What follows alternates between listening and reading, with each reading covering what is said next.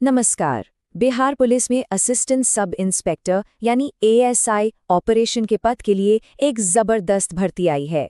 तो चलिए आज हम इसकी पूरी ऑफिशियल नोटिफिकेशन को एकदम आसान भाषा में समझते हैं, ताकि अप्लाई करने का पूरा प्रोसेस आपको क्लियर हो जाए। एक बात साफ कर दें, हम जो भी बात कर रहे हैं, जो भी जानकारी यहाँ दे रहे हैं, वो सीधे Bihar police subordinate services commission की ऑफिशियल घोषणा पर आधारित है। मतलब हर एक डिटेल एकदम पक्की और भरोसेमंद है। तो सबसे पहले और सबसे जरूरी बात, वैकेंसीज कितनी हैं? देखिए, असिस्टेंट सब इंस्पेक्टर ऑपरेशन के लिए कुल 462 पद हैं, जो कि सच में एक बहुत बड़ा मौका है। अब ये तारीख है, इन्हें तो कहीं लिख लीजिए या कैलेंडर में मार्क कर लीजिए। एप्लीकेशन 4 फरवरी 2026 से शुरू होगी और ठीक 1 महीने बाद 4 मार्च 2026 को बंद हो जाएगी। तो लास्ट डेट का इंतजार बिल्कुल नहीं करना है। तो हम इस पूरी प्रक्रिया को कैसे समझेंगे? ये रहा हमारा रोड मैप। पहले जानेंगे कि ये मौका क्या है, फिर देखेंगे कि कौन कौन अप्लाई कर सकता है। इसके बाद सिलेक्शन का पूरा प्रोसेस समझेंगे, फिर ऑनलाइन अप्लाई कैसे करना है वो देखेंगे, और आखिर में कुछ जरूरी नियमों पर भी नजर डालेंगे। तो चलिए शुरू करते हैं हमारे पहले सेक्शन से, पुलिस में एक नया अवसर।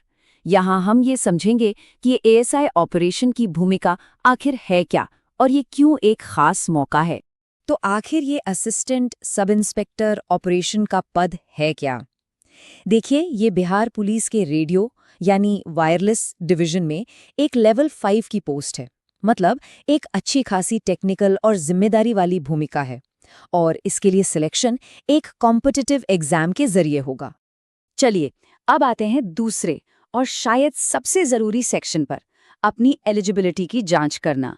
ये वो शर्तें हैं जिन्हें पूरा करना ही होगा, वरना एप्लीकेशन का कोई फायदा नहीं। पढ़ाई लिखाई की बात करें तो 1 अगस्त 2025 तक बीएससी की डिग्री होनी चाहिए, वो भी फिजिक्स के साथ। और हाँ, मार्क्स का भी क्राइटेरिया है। जनरल कैटेगरी के लिए कम से कम 50% और SC/ST कैटेगरी के लिए 45% मार्क्स जरूरी है। अब जरा उम्र की बात कर लेते हैं। इसकी गिनती भी 1 अगस्त 2025 से ही होगी। कम से कम उम्र तो सबके लिए 21 साल है, लेकिन मैक्सिमम एज में थोड़ा फर्क है। जनरल कैटेगरी के पुरुषों के लिए 37 साल है, जबकि महिलाओं और बाकी रिजर्व्ड कैटेगरी के कैंडिडेट्स को नियमों के हिसाब से छूट दी गई है, जैसा कि आप इस टेबल में देख ही सकते हैं। फिजिकल स्टैंडर्ड्स पर भी ध्यान देना बहुत जरूरी है।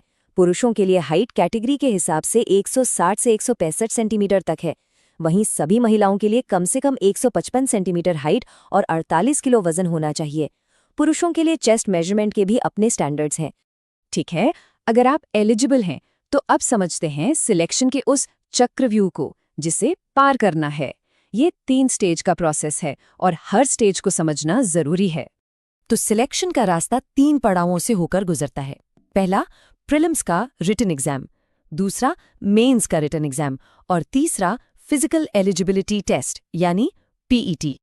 अब ये स्लाइड बहुत ज़रूरी है, क्योंकि यहाँ हम प्रीलिम्स और मेंस के फ़र्क को समझेंगे। देखिए, प्रीलिम्स सिर्फ एक स्क्रीनिंग टेस्ट है, मतलब भीड़ कम करने के लिए। इसमें जनरल नॉलेज और फिजिक्स के 100 सवाल होंगे, लेकिन असली खेल है मेंस में। मेंस में 2 पेपर हैं। पेपर 1 हिंदी और इंग्लिश का है, जो सिर्फ क्वालिफाई करना है, इसके मार्क्स नहीं जुड़ेंगे। मेरिट बनेगी पेपर 2 से, जिसमें सिर्फ फिजिक्स के 100 सवाल होंगे। और हाँ, एक बात और, दोनों ही एग्जाम में नेगेटिव मार्किंग है। हर गलत जवाब पर 0.2 मार्क्स कटेंगे। रिटन एग्जाम क्लियर करने के बाद बारी आती है फिजिकल टेस्ट की, यानी पीईटी की। इसमें दौड़, ऊंची कूद, लंबी कूद और गोला फेंक शामिल है। पुरुषों और महिलाओं के लिए टारगेट अलग अलग हैं, लेकिन एक बात याद रखनी है, ये सिर्फ क्वालिफाइंग नेचर का है। इसके कोई मार्क्स मेरिट में नहीं जुड़ेंगे। चलिए, सिलेक्शन प्रोसेस तो समझ लिया। अब देखते हैं कि इसके लिए ऑनलाइन अप्लाई कैसे करना है। एप्लीकेशन प्रोसेस काफ़ी सीधा है, बस 5 स्टेप्स हैं। सबसे पहले वेबसाइट पर जाकर एक चालू मोबाइल नंबर और ईमेल से रजिस्टर करना है। फिर फीस भरनी है। उसके बाद लॉगिन करके अपनी सारी डिटेल्स भरनी है। फिर अपनी लेटेस्ट फोटो और सिग्नेचर अपलोड करने हैं।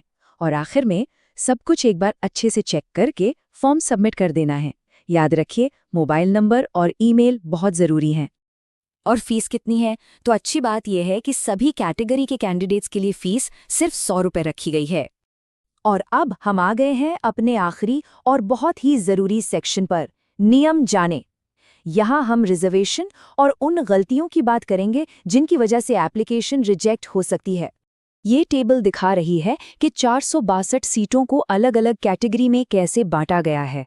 आप देख सकते हैं कि जनरल से लेकर सभी रिजर्व्ड कैटेगरी के लिए सीटें हैं।